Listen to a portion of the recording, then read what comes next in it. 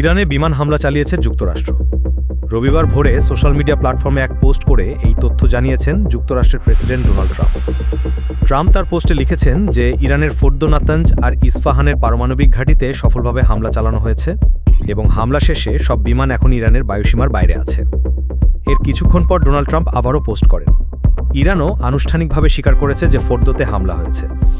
ইরানের তাসনিম নিউজ এজেন্সির বরাত দিয়ে সংবাদ সংস্থা রয়টার্স খবর প্রকাশ করছে যে ফোর্দোর একাংশে বিমান হামলা করা হয়েছে।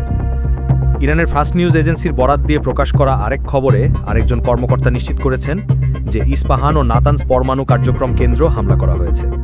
তবে এসব স্থাপনায় যুক্তরাষ্ট্র বিমান হামলা চালালেও পরমাণু কেন্দ্রগুলোর খুব বেশি ক্ষতি হয়নি বলে মন্তব্য করেছেন একজন ইরানি কর্মকর্তা।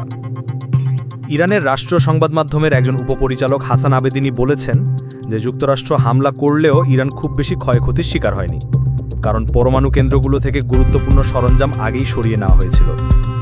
ইরানে হওয়া এই হামলায় যুক্তরাষ্ট্রের B-2 স্পিরিট বোম্বার বিমানও অংশ নিয়েছিল বলে সংবাদ সংস্থা রয়টার্সকে জানিয়েছেন একজন মার্কিন কর্মকর্তা। কিছুদিন আগে যুক্তরাষ্ট্র ইরানের 4000 কিলোমিটারের মধ্যে থাকা এক বিমান ঘাঁটিতে এই ধরনের কয়েকটি বিমান নিয়ে রেখেছিল। এদিকে ইরানের ট্রাম্পের হামলার সিদ্ধান্তের পর এর পক্ষে বিপক্ষে মিশ্র প্রতিক্রিয়া দিয়েছেন যুক্তরাষ্ট্রের আইন প্রণেতারা।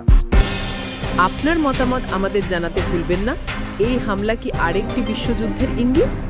নতুন খবরের জন্য সাবস্ক্রাইব করুন আর আমাদের পাশে থাকুন প্রতিদিনের গুরুত্বপূর্ণ আপডেটে।